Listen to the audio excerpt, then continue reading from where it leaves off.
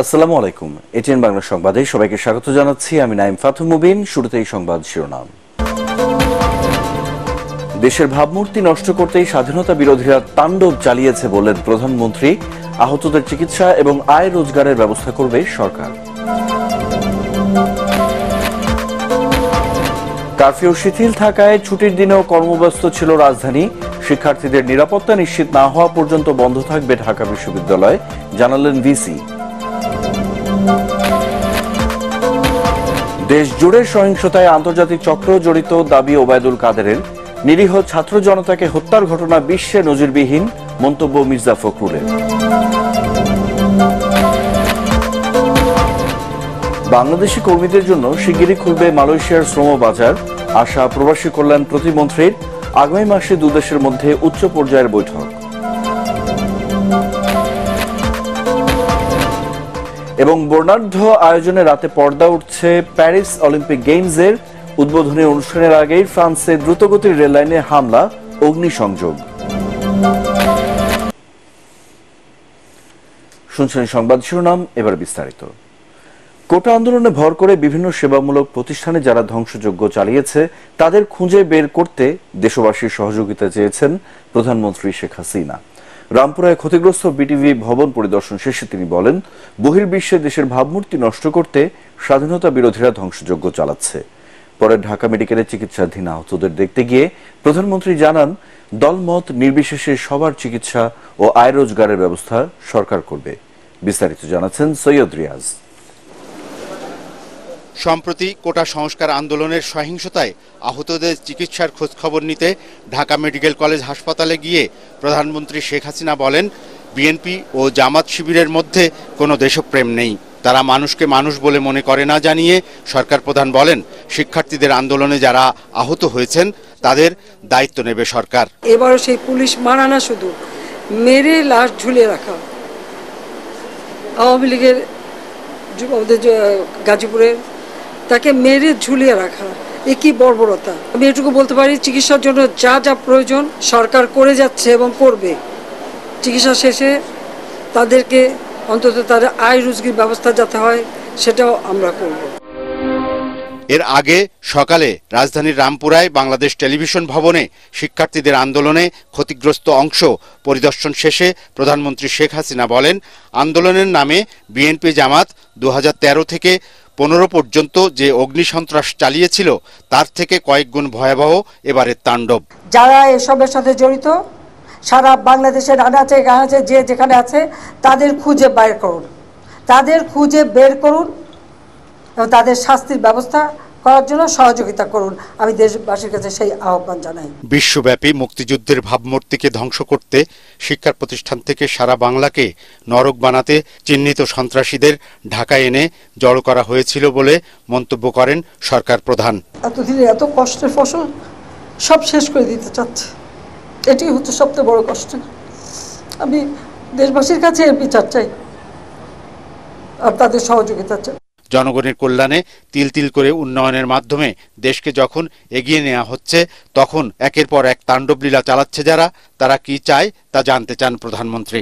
এখনো আরো অনেক জায়গায় টেলিফোন করে বলছে ওখানে আন্দোলন করো। এটা কিসের জন্য এই ধরনের আচরণ করা হচ্ছে, এটাই আমার প্রশ্ন। সাজাপ্রাপ্ত আসামি মুচলেখা দিয়ে দেশ ছেড়ে এখন দেশ ধ্বংস, আর জামাত আর শিবির এরা তো সবসময় স্বাধীনতা বিরোধী, যারা এই দেশের মানুষের রুজির উপরে হাত দিয়েছে, রুজির পথ বন্ধ করে দিয়েছে, তাদের বিচার জনগণকেই করতে হবে। এক দফা নিয়ে আন্দোলনরত শিক্ষার্থীদের দাবি দিন দিন বাড়ছে বলেও জানান প্রধানমন্ত্রী। সৈয়দ রিয়াজ, এটিএন বাংলা, ঢাকা। দিনে কারফিউ শিথিল থাকায় ছুটির দিনেও কর্মব্যস্ত ছিল রাজধানী। জীবন জীবিকার তাগিদে বাইরে বের হন অনেকে, তবে চাপা ক্ষোভ কারো কারো মনে। আগামীকালও রাজধানী সহ গাজীপুর, নারায়ণগঞ্জ ও নরসিংদীতে সকাল 8টা থেকে বিকেল 5টা পর্যন্ত শিথিল থাকবে কারফিউ। এদিকে শিক্ষার্থীদের নিরাপত্তা নিশ্চিত না হওয়া পর্যন্ত ঢাকা বিশ্ববিদ্যালয় বন্ধ থাকবে বলে জানিয়েছেন বিশ্ববিদ্যালয়ের উপাচার্য ASM মাকসুদ কামাল। রিপোর্ট মুস্তাফিজুর রহমানের। পরন্ত বিকেল, রাজধানীর কারওয়ান বাজার এলাকা। যানবাহন চলাচল, নগরবাসীর কর্মব্যস্ততা প্রায় সবই চলছে আপন গতিতে। তবে চলমান পরিস্থিতি নিয়ে কারো কারো মাঝে আছে চাপা ক্ষোভ। এটা তো অবশ্যই চাই না কারফিউ। সুস্থ শান্তিপূর্ণভাবে জীবনযাপন করতে, এরকম অস্থির বাংলাদেশ আমরা চাই না। মানুষ স্বাভাবিক জীবনে আসতে একটু ভয় পাইতেছে। বিকেল গড়াতেই রাজধানী জুড়ে কমে আসে যান চলাচল ও মানুষের আনাগোনা। 5টার পর থেকে বিভিন্ন পয়েন্টে আইন শৃঙ্খলা বাহিনীর সাথে অবস্থান নেয় সেনা সদস্যরাও। কোথাও কোথাও সাজোয়া যান নিয়ে নিরাপত্তা জোরদার করে সেনাবাহিনী। কারফিউ পরিস্থিতিতে সবচেয়ে বেশি বিপাকে পড়েন খেটে খাওয়া মানুষ। জানান পরিবার নিয়ে হিমশিম খাচ্ছেন তারা। এখন যে পরিস্থিতি, গাড়ি জমা দিবেন কি আর খাবেন কি। আগে আমার যা বেচা কিনে হইতো এতে আমার মোটামুটি সংসার চলতো, মনে করেন 500-600 টাকা থাকতো, আর এখন 200-300 টাকার বেশি থাকে না। এদিকে দেশের পরিস্থিতি সম্পূর্ণ স্বাভাবিক না হওয়া পর্যন্ত বিশ্ববিদ্যালয় খুলে দেওয়ার পক্ষে নন ঢাকা বিশ্ববিদ্যালয়ের উপাচার্য। সেই মুহূর্তে শিক্ষার্থীদের নিরাপত্তা সেটি ছিল আমাদের কাছে গুরুত্বপূর্ণ, এবং যা আমরা প্রশাসন থেকে আমরা আলাপ আলোচনা করেই শিক্ষার্থীদের নিরাপত্তাকে প্রায়োরিটি দিয়েই আমরা আমাদের বিশ্ববিদ্যালয়ে পদক্ষেপগুলো নিয়েছি। সাপ্তাহিক ছুটির দিন হয়, রাস্তায় মানুষের উপস্থিতি কম থাকলেও কারফিউ পরিস্থিতির কারণে নগরীতে সতর্ক অবস্থায় রয়েছে সেনাবাহিনী। শনিবারও রাজধানী সহ গাজীপুর, নারায়ণগঞ্জ ও নরসিংদীতে সকাল 8টা থেকে বিকেল 5টা পর্যন্ত কারফিউ শিথিল থাকবে। এমন প্রেক্ষাপটে কি হচ্ছে, কি হবে, এসব নিয়ে নানা ভাবনা আছে সাধারণ মানুষের। নিজেদের মতো করে সমীকরণ মেলাচ্ছেন তারা। তবে সবকিছু ছাপিয়ে দেশের অস্থিতিশীল পরিস্থিতি শান্ত হোক এমন বাসনা সবার। মুস্তাফিজুর রহমান, এটিএন বাংলা, ঢাকা। কারফিউ চলমান থাকায় রাতের ঢাকায় মানুষের আনাগোনা গেছে কমে। তবে শাহবাগ এলাকায় কয়েকটি হাসপাতাল থাকায় স্বাস্থ্যসেবা নিতে মানুষের উপস্থিতি দেখা গেছে। কিছুক্ষণ আগে সেখানকার চিত্র তুলে এনেছেন সহকর্মী মাজহারুল হক মুহাজির। বিস্তারিত তিনি জানাচ্ছেন। আমি এখন আছি রাজধানীর শাহবাগ এলাকায়। আপনারা জানেন যে রাজধানীর শাহবাগ, যেখানে বঙ্গবন্ধু শেখ মুজিব মেডিকেল বিশ্ববিদ্যালয় অবস্থিত, এই শাহবাগে অবস্থিত বারডেম হাসপাতাল, আবার একটু কাছে গেলেই কিন্তু ঢাকা মেডিকেল কলেজ হাসপাতাল। আমরা জানি যে এই রাজধানীর যেহেতু 3টি প্রধান হাসপাতাল এই এলাকার আশেপাশে, সে কারণে জরুরি যে আসলে মানুষের যে জরুরি যাতায়াত, জরুরি যে প্রয়োজন, সেই প্রয়োজনের জন্য কিন্তু এই শাহবাগ এলাকায় মানুষের উপস্থিতি লেগেই থাকে। এখন কারফিউ সময় চলছে। আমরা জানি যে সকাল 8টা থেকে বিকেল 5টা পর্যন্ত এই কারফিউ শিথিল করা হয়েছিল, এবং এই শিথিলের সময় আমরা কিন্তু রাজধানীর বেশ কয়েকটি এলাকায় দেখলাম যে বেশ ভালোই ভিড় ছিল মানুষের মধ্যে। একটা বাইরে বের হওয়ার যে প্রবণতা শিথিলের সময় আমরা সেটা লক্ষ্য করেছি। এখন যে শাহবাগ এলাকায় আমরা আছি, যেখানে আপনারা দেখতে পাচ্ছেন যে সড়কে যান চলাচলের কি অবস্থা, রিক্সা থেকে শুরু করে গুরুত্বপূর্ণ যে আসলে যানবাহনগুলো রয়েছে সেগুলো কিন্তু আসলে আমরা দেখতে পাচ্ছি। আমি একটু যদি আপনাকে এখানে দেখাই, যেখানে বেশ কয়েকজন রিক্সা চালক ভাইদের আমরা দেখতে পাচ্ছি। একটু আমি একজনের সঙ্গে কথা বলবো, আমরা একটু জানতে চেষ্টা করবো যে আজকে আসলে তিনি সারাদিনে আসলে কি করলেন।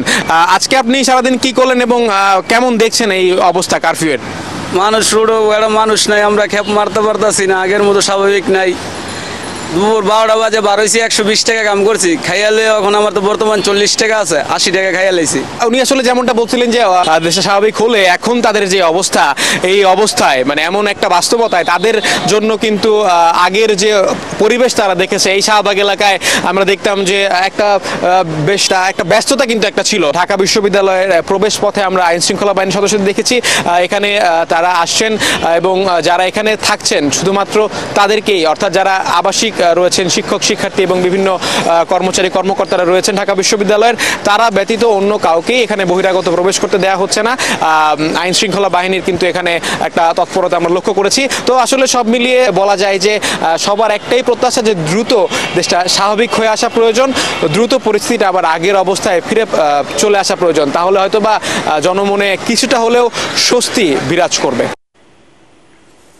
কোটা আন্দোলনের সহিংসতায় দেশীয় সন্ত্রাসীদের সাথে আন্তর্জাতিক চক্র জড়িত বলে দাবি করেছেন আওয়ামী লীগ সাধারণ সম্পাদক ওবায়দুল কাদের। তিনি বলেন, ভিডিও ফুটেজ বিশ্লেষণে দেখা গেছে সাধারণ শিক্ষার্থীরা সহিংসতায় জড়িত ছিল না। ধানমন্ডিতে আওয়ামী লীগ সভাপতির রাজনৈতিক কার্যালয়ে সংবাদ সম্মেলনে এসব কথা বলেন ওবায়দুল কাদের। রিপোর্ট মিজান শাহজাহানের। চলমান পরিস্থিতি নিয়ে কথা বলতে এই সংবাদ সম্মেলনের আয়োজন করে আওয়ামী লীগ। এ সময় দলের সাধারণ সম্পাদক ওবায়দুল কাদের বলেন, হত্যা ও সন্ত্রাসী কর্মকাণ্ডের দায় কোনোভাবেই এড়াতে পারে না বিএনপি জামায়াত। সহিংসতার ভিডিও ফুটেজ বিশ্লেষণ করে সহজে বোঝা যাচ্ছে এসব সহিংসতায় কোনো সাধারণ শিক্ষার্থী অংশ নেয়নি। আন্দোলনকে পুঁজি করে দেশি বিদেশি চক্র যে তাণ্ডব চালিয়েছে তা কোনো সভ্য মানুষ মেনে নিতে পারে না। দলের নেতাকর্মীদের গ্রেপ্তার প্রসঙ্গে বিএনপি মহাসচিব মির্জা ফখরুল ইসলাম আলমগীরের বক্তব্যের সমালোচনা করেন ওবায়দুল কাদের। বলেন, বিএনপি নেতাদের গ্রেপ্তারের পর জিজ্ঞাসাবাদে সহিংসতার আসল চিত্র বের হতে শুরু করেছে। মির্জা ফখরুল থলের বিড়াল বের হতে শুরু করেছে। বিএনপি জামাত, উগ্র বাম জঙ্গি গোষ্ঠী, কুচক্রী মহল এখনো সক্রিয় আছে। তাদের প্রশিক্ষিত ক্যাডাররা চোরাগুপ্তা হামলা চালাতে নিজেদের প্রস্তুত করছে বলে আমাদের কাছে খবর আছে। ওবায়দুল কাদের বলেন, যারা নতুন করে আন্দোলনের ডাক দিচ্ছে তারা রাষ্ট্রের বিরুদ্ধে অবস্থান নিচ্ছে। সব হত্যাকাণ্ডের বিচার বিভাগীয় তদন্ত হবে, কোনো অপরাধী পার পাবে না বলেও জানান আওয়ামী লীগ সাধারণ সম্পাদক। জামাত শিবিরদের, বিএনপিদের রুখতে হবে রাজপথে। এদিকে বিকেলে বিশেষ প্রতিনিধি সভা করে ঢাকা মহানগর উত্তর আওয়ামী লীগ। তেজগাঁও কার্যালয়ে অনুষ্ঠিত সভায় নাশকতাকারীদের দমনে থানা, ওয়ার্ড ও ইউনিট নেতাকর্মীদের প্রস্তুতি নেওয়ার নির্দেশ দেন মহানগর সভাপতি ও সাধারণ সম্পাদক। মিজান শাহজাহান, এটিএন বাংলা, ঢাকা। কোটা আন্দোলনের সুযোগ নিয়ে বিএনপি জামায়াত ধ্বংসযজ্ঞ চালিয়েছে বলে মন্তব্য করেছেন পররাষ্ট্রমন্ত্রী ডক্টর হাসান মাহমুদ। সকালে জাতীয় প্রেস ক্লাবে এক অনুষ্ঠানে তিনি বলেন, সাধারণ শিক্ষার্থীদের আন্দোলনকে পুঁজি করে যারা জ্বালাও পোড়াও করেছে তাদের ছাড় দেয়া হবে না। বাইরে থেকে কেউ যেন সাধারণ শিক্ষার্থীদের ব্যবহার করতে না পারে সে বিষয়ে ছাত্র আন্দোলনের সমন্বয়কারীদের সচেতন থাকার আহ্বান জানান পররাষ্ট্রমন্ত্রী। বিএনপি জামায়াতকে সন্ত্রাসী সংগঠন দাবি করে তিনি বলেন, তারেক রহমানের নির্দেশে দেশব্যাপী সরকারি স্থাপনায় হামলা ও সহিংসতা চালিয়েছে তারা। আমরা প্রথম থেকে বলে এসেছিলাম সর্বোচ্চ আদালতের মাধ্যমেই এই সমস্যার সমাধান হবে, সর্বোচ্চ আদালতের মাধ্যমেই সমাধান হয়েছে। যদি একটু ধৈর্য ধরা হতো তাহলে তো এই বিএনপি জামাত জঙ্গি গোষ্ঠী, দেশ বিরোধী অপশক্তি তারা এই সুযোগটা পেত না। এটি সবাইকে বুঝতে হবে, ছাত্র নেতাদেরও এটি অনুধাবন করতে হবে। শিক্ষার্থীদের আন্দোলন দমনে সরকার নিরীহ ছাত্র জনতাকে হত্যার যে বর্বর দৃষ্টান্ত স্থাপন করেছে তা বিশ্বে নজিরবিহীন বলে মন্তব্য করেছেন বিএনপি মহাসচিব মির্জা ফখরুল ইসলাম আলমগীর। গণমাধ্যমে পাঠানো বিবৃতিতে তিনি বলেন, ছাত্র জনতার আন্দোলন দমনে সেনাবাহিনীকে ব্যবহার কখনোই গ্রহণযোগ্য নয়। অবিলম্বে কারফিউ প্রত্যাহার ও সেনাবাহিনীকে ব্যারাকে ফিরিয়ে নেয়ার দাবি জানান তিনি। বিবৃতিতে বলা হয়, ক্ষমতায় টিকে থাকতে যে সরকার নির্মমভাবে নিরীহ মানুষকে হত্যা করে এবং রাষ্ট্রীয় সম্পদ ও স্থাপনা রক্ষা করতে পারে না তাদের ক্ষমতায় থাকার অধিকার নেই। মির্জা ফখরুল বলেন, সরকার নিজেদের অপকর্ম আড়াল করতেই সারা দেশে ব্লক রেইডের নামে বিএনপি নেতাকর্মীদের গণগ্রেপ্তার করছে। ছাত্র আন্দোলন দমন করতে গিয়ে সংঘটিত হতাহতের তথ্য প্রকাশ ও গ্রেপ্তার নেতাকর্মীদের মুক্তির দাবি জানান বিএনপি মহাসচিব। রাজধানীর শনির আখড়ায় পুলিশ হত্যায় জড়িত মাস্টারমাইন্ড ছাত্রদল নেতা মাসুদ রানা সহ ৬ জনকে বিভিন্ন স্থান থেকে গ্রেপ্তার করেছে গোয়েন্দা পুলিশ। সাম্প্রতিক সহিংসতায় নিহত ৩ পুলিশ সদস্যকে পরিকল্পিতভাবে টার্গেট করে হত্যা করা হয়েছে বলে জানান ডিবির অতিরিক্ত কমিশনার হারুনুর রশিদ। রিপোর্ট করছেন মনির হোসেন তপু। সাম্প্রতিক সহিংসতায় শনির আখড়া ও রায়েরবাগ এলাকায় নৃশংসভাবে হত্যা করা হয় 2 পুলিশ সদস্যকে। সংবাদ সম্মেলনে জানানো হয়, 19 জুলাই সহিংসতায় ওই এলাকায় ধ্বংসযজ্ঞ চালায় ছাত্রদল নেতা মাসুদ রানা, ইরফান, আবু বক্কর সহ অনেক বিএনপি জামাতের কর্মীরা। এ সময় মোটরসাইকেল আরোহী এক পুলিশ সদস্যকে ছাত্রদল নেতা মাসুদের নেতৃত্বে পিটিয়ে হত্যা করে ঝুলিয়ে রাখা হয়। নিহত ওই পুলিশ সদস্যের নাম এএসআই মোহাম্মদ মুক্তাদির। শুভ, সাগর, লিটন, ইরফান ও ইরফানের সাথে একজন আশেপাশের লোকজন এবং আমার সাথে থেকে যারা ছিল, আমাদের হাতে লাঠি ছিল এবং সবাই মিলে ওই লোকটার গায়ে আমরা আঘাত করি। ইরফান বেড়াতে কাঠ ছিল, তারপর আশেপাশে যা ছিল সবারতে কাঠ, লাঠি, বাঁশ ছিল। তো সাথে সাথে পুলিশকে ঘেরাও দিয়ে সবাই পিটিয়ে পুলিশকে হত্যা করে ফেলেছে। পুলিশের মনোবল ভাঙ্গার জন্যই পরিকল্পিতভাবেই পুলিশ সদস্যদের হত্যা করা হয় বলে জানিয়েছে ডিবি। একটা রাষ্ট্রকে অকার্যকর করার জন্য একটি চক্র সবসময় গোলাপানিতে মাছ শিকার করে অকার্যকর রাষ্ট্রে পরিণত করতে চায় একটি চক্র। তারা বারবারই ব্যর্থ হচ্ছে পুলিশের কারণে, যার কারণে তারা এখন পুলিশকেই তারা টার্গেট করেছে। শুধু তা না, পুলিশকে যে পিটিয়েছে বা মেরে হত্যা করে তা না, তারা অনেক বাসাবাড়িতেও গিয়েও তারা কিন্তু পুলিশ সদস্য আছে কি না তারা সেটা কি করে। আমরাও এখন ওই জামাত শিবির চক্র, বিএনপির চক্র কোন বাসাবাড়িতে আছে, কারা হত্যাকাণ্ডে অংশ, তাদেরকেও আমরা বুঝছি এখন তারা কোন বাড়িতে আছে, যে বাড়ি থাকবে সেখান থেকে ধরে নিয়ে আসবো আমরা। সহিংসতা ও হত্যাকাণ্ডে জড়িত অনেককেই শনাক্ত করা হয়েছে, দ্রুত তাদের আইনের আওতায় আনা হবে বলেও জানান গোয়েন্দারা। মনির হোসেন তপু, এটিএন বাংলা, ঢাকা। রাজধানীর বনানীতে সেতু ভবনে হামলা অগ্নিসংযোগের মামলায় গণ অধিকার পরিষদের সভাপতি ও ঢাকসুর সাবেক ভিপি নুরুল হক নূরকে কারাগারে পাঠিয়েছে আদালত। বিকেলে শুনানি শেষে ঢাকার মেট্রোপলিটন ম্যাজিস্ট্রেট শাকিল আহমেদের আদালত তার জামিন নামঞ্জুর করেন। এর আগে মামলার তদন্ত কর্মকর্তা আবু সাইদ মিয়া 5 দিনের রিমান্ড শেষে নূরকে আদালতে হাজির করে কারাগারে আটক রাখার আবেদন জানান। গত 21শে জুলাই নূরের 5 দিনের রিমান্ড মঞ্জুর করেন আদালত। এছাড়া মেট্রো রেল নাশকতার মামলায় বিএনপির স্বাস্থ্য বিষয়ক সম্পাদক ডাক্তার রফিকুল ইসলাম, স্বেচ্ছাসেবক দল ঢাকা মহানগর দক্ষিণের সাধারণ সম্পাদক সাদ মোর্শেদ পাপ্পা শিকদার এবং ঢাকা সাংবাদিক ইউনিয়ন ডিইউজের একাংশের সাংগঠনিক সম্পাদক হাফিজ আল আসাদ সহ বেশ কয়েকজনকে 5 দিনের রিমান্ডে পাঠিয়েছে আদালত। সাম্প্রতিক সহিংসতায় হতাহতদের জন্য ঢাকার মসজিদে মসজিদে বিশেষ দোয়া মাহফিল অনুষ্ঠিত হয়েছে। বায়তুল মোকাররম জাতীয় মসজিদে জুম্মার নামাজের পর মোনাজাতে নিহতদের আত্মার মাগফিরাত এবং আহতদের দ্রুত সুস্থতা কামনা করা হয়।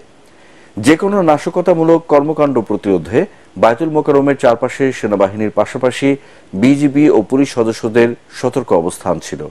এছাড়া আগামী রোববার ঢাকার সব মন্দির, প্যাগোডা ও গির্জায় বিশেষ প্রার্থনা অনুষ্ঠিত হবে।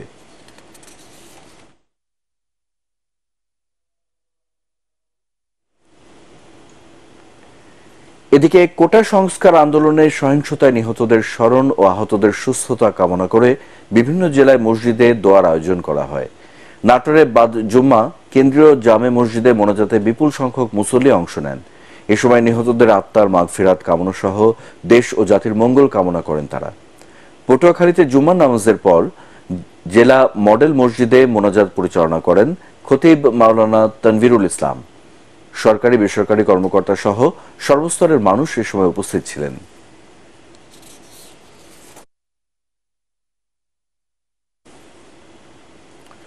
অন্য প্রসঙ্গ, বাংলাদেশি কর্মীদের জন্য শিগগিরই আবারও মালয়েশিয়ায় শ্রমবাজার খুলবে বলে আশা করছেন প্রবাসী কল্যাণ প্রতিমন্ত্রী শফিকুর রহমান চৌধুরী। ভিসা থাকা সত্ত্বেও মালয়েশিয়া যেতে না পারা 70% কর্মীকে এরই মধ্যে টাকা ফেরত দেওয়া হয়েছে বলেও জানান তিনি। শ্রম অভিবাসন বিশ্লেষক হাসান আহমেদ চৌধুরী কিরণ মনে করেন এই উদ্যোগ দেশটিতে দ্রুত শ্রমবাজার খুলতে সহায়তা করবে। আরো জানাচ্ছেন ইমদাদুল্লাহ বাবু। মালয়েশিয়ার অভিবাসন ব্যবস্থায় শৃঙ্খলা ফেরাতে গেল 31শে মে বাংলাদেশ, নেপাল ও ভুটান সহ 14টি দেশ থেকে জনশক্তি নেয়া বন্ধ করে দেয় দেশটির সরকার। এতে ভিসা পেয়েও টিকিট সংকটে মালয়েশিয়া যেতে পারেননি বাংলাদেশের 17,000 কর্মী। ফলে নড়ে চড়ে বসে সরকার। নির্দেশ দেয়া হয় কর্মীদের টাকা ফেরত দেওয়ার। গত 2 মাসে ক্ষতিগ্রস্ত প্রায় 12,000 কর্মী এই টাকা ফেরত পেয়েছেন বলে জানিয়েছেন প্রবাসী কল্যাণ প্রতিমন্ত্রী। বাইরা বলেছে যে 70% রিপেমেন্ট হয়ে গেছে। আমরা বলছি যে টোটাল লিস্ট এবং যার যে সমস্ত শ্রমিকের কাছ থেকে টাকা নেওয়া হয়েছে তাদেরকে ডাইরেক্টলি দেওয়ার জন্য, যারা দিয়েছে খুশি না হওয়া পর্যন্ত, তারা এগ্রি না হওয়া পর্যন্ত সেটা আমাদের চলমান দিয়ে থাকবে। সরকারের এই উদ্যোগের ফলে মালয়েশিয়ায় ফের জনশক্তি রপ্তানির পথ খুলবে বলে মনে করেন শ্রম অভিবাসন বিশ্লেষকরা। মালয়েশিয়ান হাই কমিশনের মাধ্যমে হোক, মালয়েশিয়ান বিভিন্ন সংস্থাগুলোর মাধ্যমে হোক, আমাদের এনজিওগুলোর মাধ্যমে এই মেসেজ কিন্তু মালয়েশিয়া সরকারের কাছে গিয়েছে যে বাংলাদেশ সরকারের রিক্রুটিং এজেন্সিগুলো তারা কিন্তু তাদের কর্মীদের অর্থ ফেরত দিয়েছে, সুতরাং এখানে কোনো অস্বচ্ছতার জায়গা নেই। It's a good message. এই মেসেজটা মালয়েশিয়ান গভর্নমেন্টের কাছে যখন যাবে তখন কিন্তু মালয়েশিয়ান সরকার এই ব্যাপারটাকে অত্যন্ত গুরুত্ব সহকারে বিবেচনা করে তারা আবার এই কর্মী নেবার ক্ষেত্রে অন্যান্য যে দেশগুলো রয়েছে তার চাইতে আমি খুবই আশাবাদী। আমি মনে করি বাংলাদেশকে তারা বেশি প্রাধান্য দেবে। যদি কোনো রিক্রুটিং এজেন্সি এখনো পর্যন্ত কোনো কর্মীকে হয়রানি করছে তাহলে কিন্তু আমরা মনে করি যে সেটিও কিন্তু আইনের আওতায় আসা দরকার। মালয়েশিয়ায় কর্মী পাঠানোর বাধা কাটাতে আগামী মাসে দুদেশের মধ্যে উচ্চ পর্যায়ের বৈঠক হবে, তাই আগে থেকেই সংশ্লিষ্টদের দর কষাকষির প্রস্তুতি নেয়ার পরামর্শ বিশ্লেষকদের। খোলার ব্যাপারেই আলাপ আলোচনা হয়েছে এবং সেটা খোলার ব্যাপারে আমাদের জয়েন্ট ওয়ার্কিং গ্রুপের মিটিং আছে আগামী মাসে, সেই মাসে ইনশাল্লাহ এগুলা হয়ে যাবে। মালয়েশিয়ার সাথে আমাদের যে বন্ধুত্ব এবং যে আমাদের অর্থনৈতিক যে সম্পর্ক রয়েছে, যে লেনদেন রয়েছে, উইন উইন সিচুয়েশন রয়েছে, এবার আমাদের যে মালয়েশিয়ার শ্রমবাজারটি আবার জয়েন্ট ওয়ার্কিং কমিটির মিটিং এর মধ্যে খুলবার জন্য যে একটা প্রস্তাব চলছে, পূর্বের যে জিনিসগুলো আমাদের শর্টেজ ছিল সেগুলিকে ওভারকাম করে আমরা আবারও অন্যান্য দেশের চাইতে বাংলাদেশ যাতে বেশি পরিমাণে কর্মী প্রেরণ করতে পারে সেদিকে আমরা অত্যন্ত গুরুত্ব সহকারে বিবেচনা নেবার জন্য সরকার রিক্রুটিং এজেন্সি বাড়ার প্রতি আমাদের অনুরোধ রইল। বিএমইটির তথ্যমতে 2004 সাল থেকে এ পর্যন্ত 12 লাখেরও বেশি বাংলাদেশি কর্মী কাজ করছেন মালয়েশিয়ায়। ইমদাদুল্লাহ বাবু, এটিএন বাংলা, ঢাকা। আর কিছুক্ষণের মধ্যে বর্ণাঢ্য আয়োজনে পর্দা উঠবে প্যারিস অলিম্পিক গেমসের। তবে উদ্বোধনী অনুষ্ঠানের আগে এলো দুঃসংবাদ। ফ্রান্সের দ্রুতগতির রেল নেটওয়ার্কে হামলা ও অগ্নিসংযোগের ঘটনা ঘটেছে। এতে 8 লাখেরও বেশি রেলযাত্রী ভোগান্তিতে পড়েছে। তবে আয়োজকরা বলছেন অলিম্পিকের উদ্বোধনী অনুষ্ঠান নির্ধারিত সময়ে শুরু হবে। রাত 11:30টায় শুরু হবে 4 ঘন্টা ব্যাপী জমকালো আয়োজন। রিপোর্ট করছেন এসএম আশরাফ। দর্শক, অ্যাথলেট আয়োজকরা যখন উদ্বোধনের প্রস্তুতি নিচ্ছেন তখন হামলায় ভীতি ছড়ালো প্যারিসে। ফ্রান্সের দ্রুতগতির রেল নেটওয়ার্কে আগুন দেয় দুষ্কৃতিকারীরা। এতে ক্ষতিগ্রস্ত হয় 3টি অঞ্চলের রেল নেটওয়ার্ক। ফ্রান্সের রাষ্ট্রীয় ট্রেন পরিচালনাকারী সংস্থা SNCF জানায় প্যারিসের পশ্চিম, উত্তর ও পূর্বাঞ্চলের লাইন ক্ষতিগ্রস্ত হয়েছে। এতে ফ্রান্স সরকারের পক্ষ থেকে বলা হচ্ছে এতে কোনো হতাহতের ঘটনা ঘটেনি। এছাড়া কারা এর সঙ্গে জড়িত তা এখনও জানা যায়নি। বার্তা সংস্থা AFP বলছে যেসব লাইন ক্ষতিগ্রস্ত হয়েছে তা পরিবর্তন করে 2 ঘন্টা পর চালু হয়, যদিও বাতিল করতে হয় অনেক শিডিউল। তবে উদ্বোধনী অনুষ্ঠান হচ্ছে নির্ধারিত সময়। প্যারিসের বুকে অবস্থিত সিন নদীর দুপাশ দর্শকদের মুগ্ধ করতে প্রস্তুত। বরাবর স্টেডিয়ামের ভেতর যেখানে অ্যাথলেটরা প্যারেড করতেন, এবার সেখানে ভিন্নতা এসেছে। এবার প্রায় 6 কিলোমিটার সিন নদী পাড়ি দেবেন তারা। 100 নৌকা আর বার্জে করে আইফেল টাওয়ারের পূর্ব কোণ থেকে ট্রোকাড্রোতে পৌঁছাবেন অ্যাথলেটরা। সেখানে হবে মূল আয়োজন। পারফর্ম করবেন লেডি গাগা, সেলিন ডিওনের মতো মহাতারকারা। আর এসব উপভোগ করতে প্রস্তুত দর্শকরা। SM Ashraf, ATN Bangla. Quota সংস্কার আন্দোলনে সহিংসতায় ব্যাপক হতাহতের ঘটনায় হতবাক কানাডা। ঢাকায় দেশটির হাই কমিশন এক বিবৃতিতে জানায়, সহিংসতার ঘটনায় দায়ী সবাইকে জবাবদিহির আওতায় এনে কঠোর শাস্তি ব্যবস্থা করতে হবে। একই সাথে ইন্টারনেট পরিষেবাগুলো পুরোপুরিভাবে চালু করার আহ্বান জানিয়েছে ঢাকাস্থ কেন্দ্রীয় হাই কমিশন। কানাডা সবসময় শান্তিপূর্ণ সমাধান ও মানবাধিকারের পক্ষে কাজ করে দাবি করে হাই কমিশন বলছে, বাক স্বাধীনতা ও সমাবেশ করার অধিকার বজায় রাখা খুবই গুরুত্বপূর্ণ। সেই সাথে বাংলাদেশের পরিস্থিতি কানাডা পর্যবেক্ষণ করছে বলেও উল্লেখ করা হয় বিবৃতিতে। বাজারে পর্যাপ্ত মজুদ থাকলেও বেড়েছে সব ধরনের চালের দাম। তবে রাজনৈতিক অস্থিরতার কারণে বেড়ে যাওয়া সবজির দাম কমেছে। এই দামকেও অযৌক্তিক এবং অসহনীয় বলে মনে করছে ক্রেতারা। ভোক্তা অধিকার সংরক্ষণ অধিদপ্তরের মহাপরিচালক মনে করেন, ত্রুটিপূর্ণ সাপ্লাই চেইনের সংস্কার করা গেলে কমে আসতে পারে নিত্যপণ্যের দাম। ফজলে রাব্বির রিপোর্ট। দেশের বিভিন্ন প্রান্ত থেকে রাজধানীর বাজারে আসতে শুরু করেছে নিত্যপণ্য। কারফিউয়ের সময় কমে আসা এবং বিশেষ ব্যবস্থাপনায় নিত্যপণ্য পরিবহনের কারণে আবারও বাজারে বেড়েছে শাকসবজি সহ অন্যান্য পণ্যের সরবরাহ। ফলে কমেছে দাম।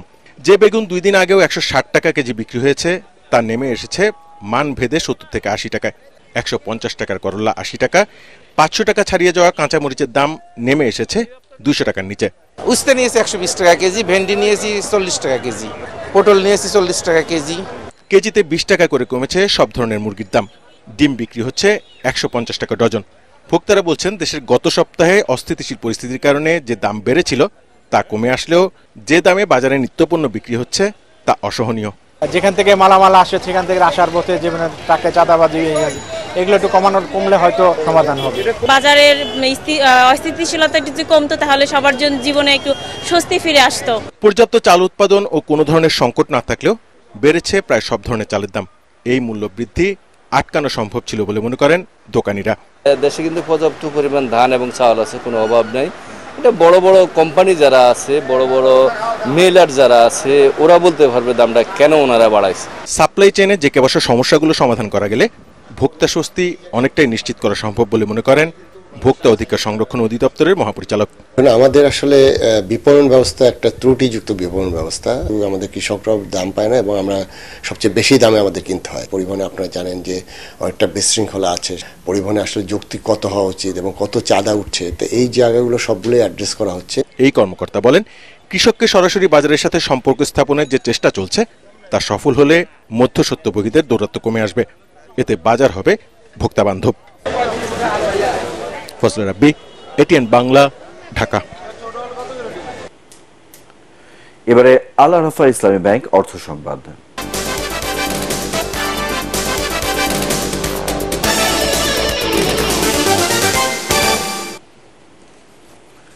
দেশের অর্থনীতির লাইফলাইন খ্যাত ঢাকা চট্টগ্রাম মহাসড়কে যাতে কোনো ধরনের নাশকতা না হয় এজন্য সবাইকে একযোগে কাজ করার আহ্বান জানিয়েছে চট্টগ্রাম চেম্বার অফ কমার্স। পাশাপাশি সব ধরনের ষড়যন্ত্র ও নৈরাজ্যের বিরুদ্ধে ঐক্যবদ্ধ হওয়ার তাগিদ দেন ব্যবসায়ীরা।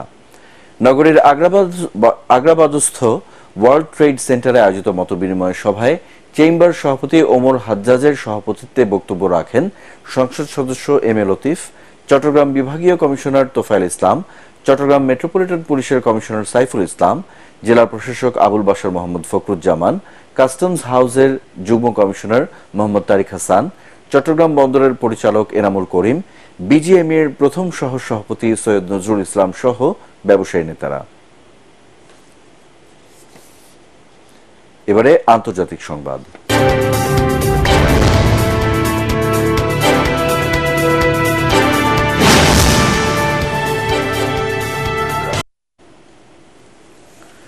গণবিক্ষোভে সরকার পতনের পর প্রথমবারের মতো প্রেসিডেন্ট নির্বাচনের তারিখ ঘোষণা করেছে শ্রীলঙ্কা।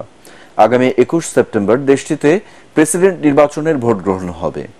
ধারণা করা হচ্ছে বর্তমান প্রেসিডেন্ট রনিল বিক্রমাসিংহে এই নির্বাচনে আবারও প্রতিদ্বন্দ্বিতা করবেন।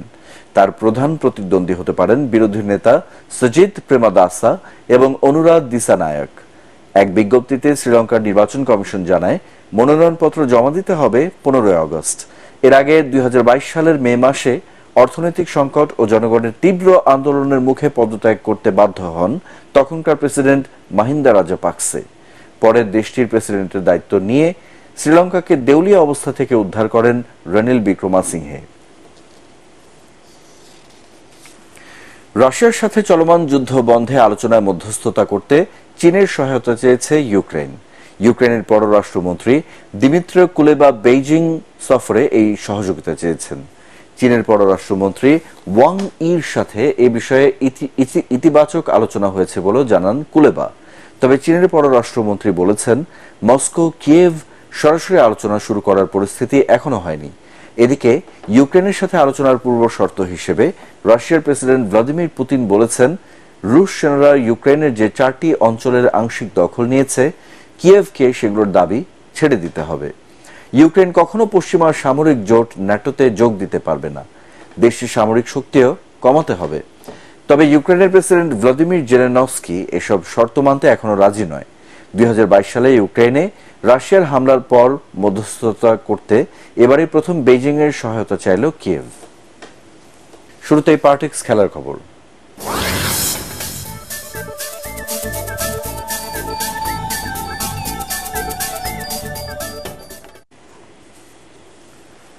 ডাম্বুলের নারী টি-20 এশিয়া কাপে বাংলাদেশকে 10 উইকেটে হারিয়ে ফাইনালে উঠেছে ভারত।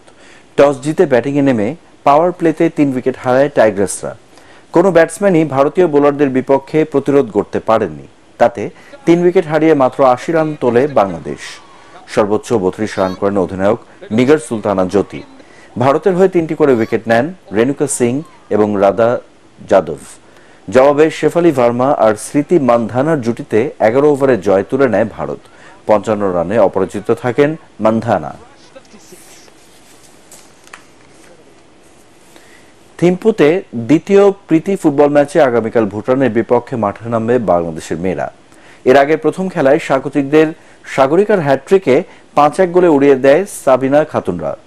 অক্টোবরে নেপালের কাঠমান্ডুতে নারী সাফ চ্যাম্পিয়নশিপকে সামনে রেখে আন্তর্জাতিক এই ম্যাচের আয়োজন করে Bangladesh football federation. English coach Peter বাটলারের অধীনে প্রথমবারের কোনো ম্যাচ খেলছে মেয়েরা, তাই শিষ্যদের দেখে নেওয়ার সুযোগ পাচ্ছেন তিনি।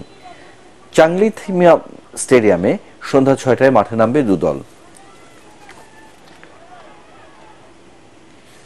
শেষ করার আগে সংবাদ শিরোনামগুলো এক নজরে আরেকবার। দেশের ভাবমূর্তি নষ্ট করতে স্বাধীনতা বিরোধীরা তাণ্ডব চালিয়েছে বললেন প্রধানমন্ত্রী। আহতদের চিকিৎসা এবং আয় রোজগারের ব্যবস্থা করবে সরকার। কারফিউ শিথিল থাকায় ছুটির দিনেও কর্মব্যস্ত ছিল রাজধানী। শিক্ষার্থীদের নিরাপত্তা নিশ্চিত না হওয়া পর্যন্ত বন্ধ থাকবে ঢাকা বিশ্ববিদ্যালয়, জানালেন ভিসি। দেশজুড়ে সহিংসতায় আন্তর্জাতিক চক্র জড়িত দাবি ওবায়দুল কাদেরের। নিরীহ ছাত্র জনতাকে হত্যার ঘটনা বিশ্বে নজিরবিহীন, মন্তব্য মির্জা ফখরুলের। বাংলাদেশি কর্মীদের জন্য শিগগিরই খুলবে মালয়েশিয়ার শ্রমবাজার, আশা প্রবাসী কল্যাণ প্রতিমন্ত্রীর। আগামী মাসে দুদেশের মধ্যে উচ্চ পর্যায়ের বৈঠক। এবং বর্ণাঢ্য আয়োজনে রাতে পর্দা উঠছে প্যারিস অলিম্পিক গেমসের। উদ্বোধনী অনুষ্ঠানের আগে ফ্রান্সে দ্রুতগতির রেললাইনে হামলা, অগ্নিসংযোগ। পরবর্তী সংবাদ দেখার আমন্ত্রণ জানিয়ে এখনকার মতো শেষ করছি। এটিএন বাংলার সংবাদ ইউটিউবে দেখতে ব্রাউজ করুন youtube/ATN Bangla News। ধন্যবাদ।